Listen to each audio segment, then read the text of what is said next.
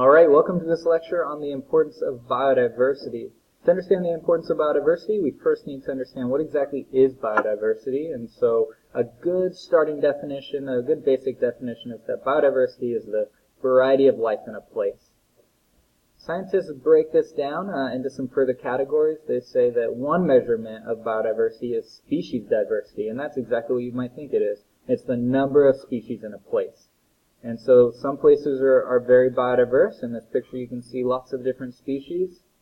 But not everywhere has an equal amount of biodiversity. In latitudes that are near the poles, we actually don't see a lot of biodiversity. You might think of like an Arctic tundra landscape, and there's not going to be a ton of species there. There is a pattern we can observe, though, and that is as you move closer to the equator, we get more and more species. This is bird species in North America, and they increase as we get toward the equator. That's a general pattern we see around the globe.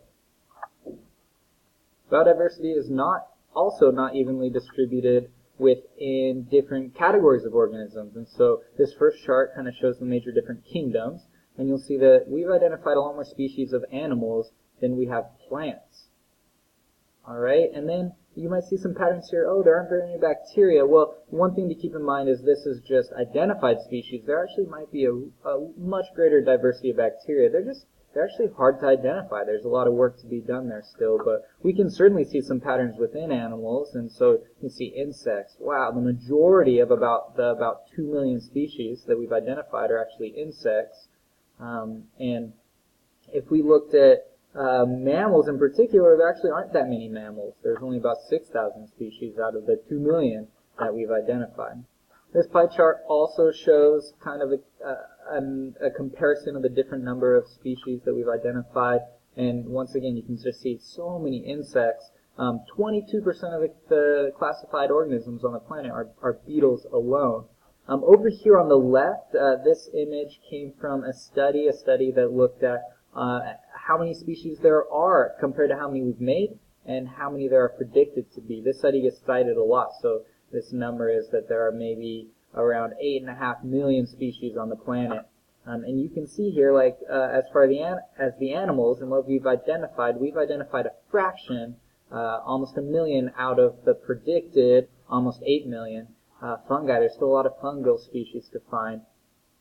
And so we know a lot of species, 2 million, but actually there are probably a lot more out there, and that has some significant implications. One reason species diversity is so important is because ecosystems that are more biodiverse are more resilient.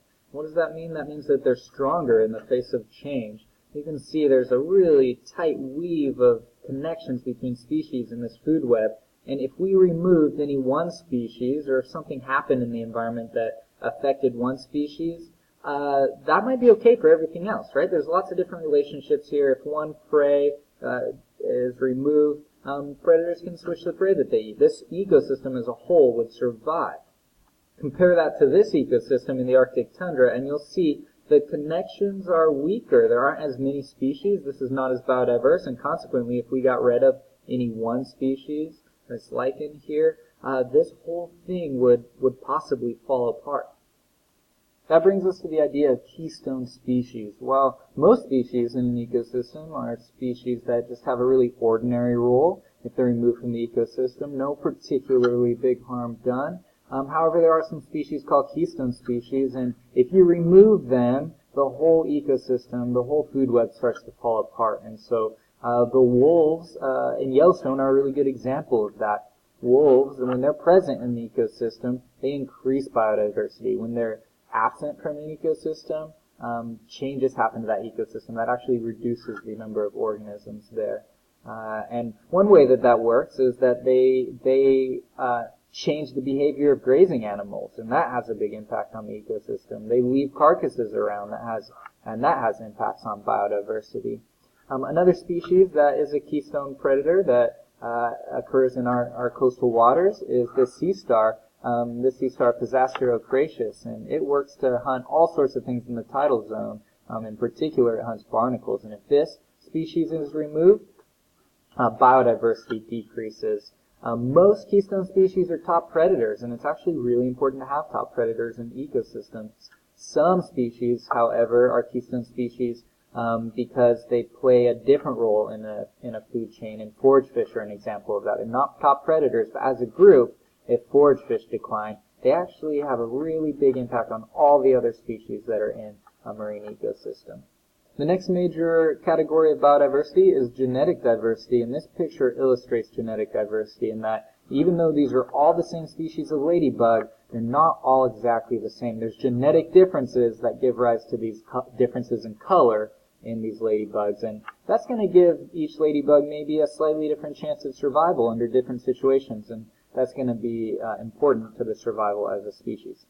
One rule that we see in nature is that smaller populations tend to have less genetic diversity, and so you could see this represents a population of different individuals. We have some blue dots, some red squares, but they're all members of the same population. They just have genetic differences. But if we were to divide this group up into smaller pieces, chances are some of these smaller pieces would have less biodiversity. Just by dividing these up into smaller pieces, we might get only the red squares here. We might get only the blue dots here. And so these populations are going to be less diverse.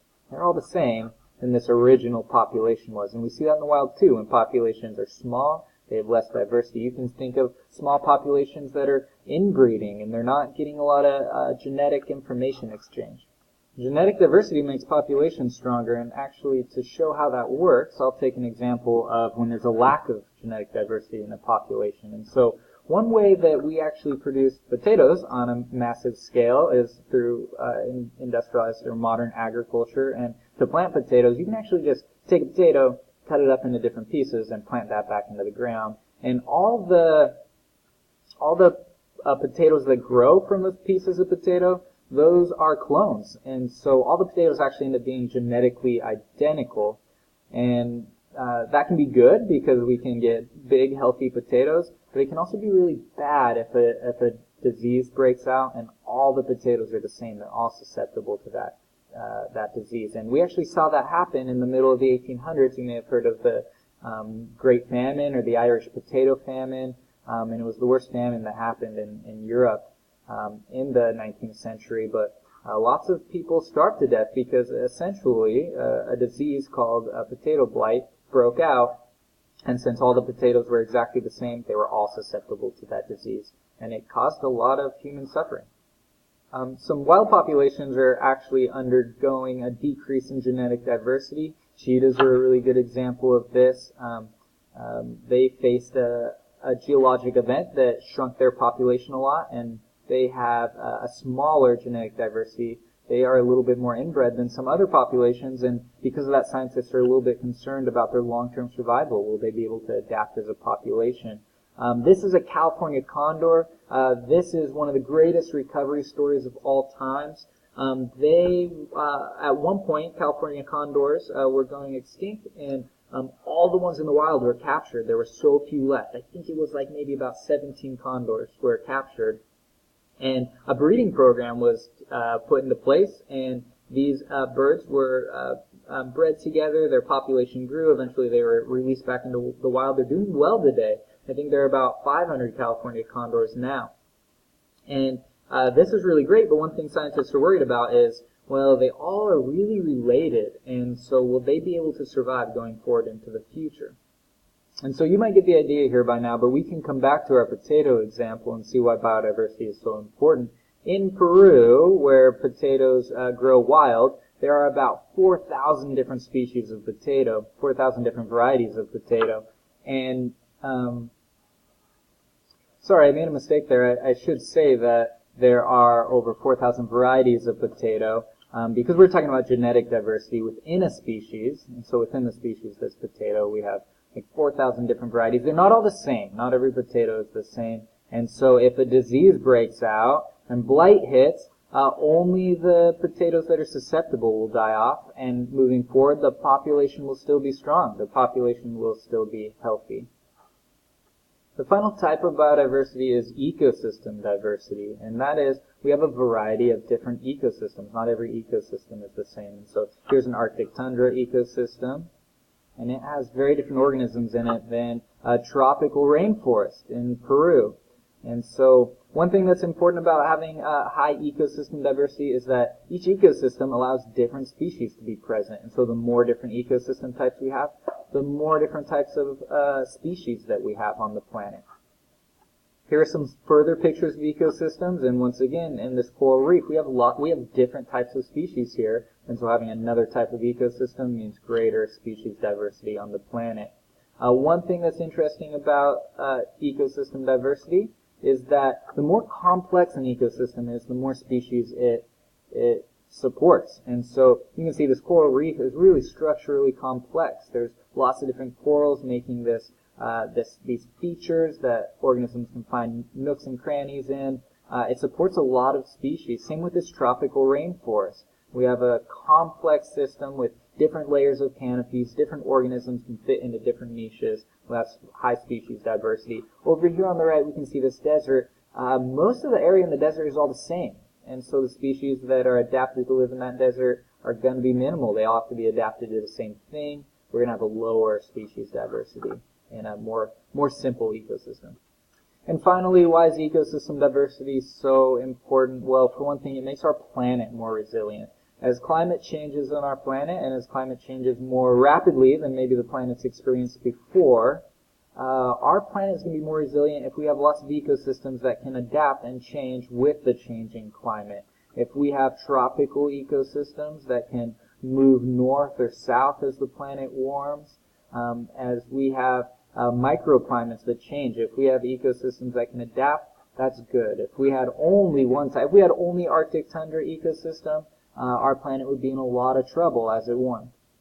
So ecosystem diversity makes the planet more resilient, just like genetic diversity makes species more resilient, and just like species diversity makes ecosystems themselves more resilient.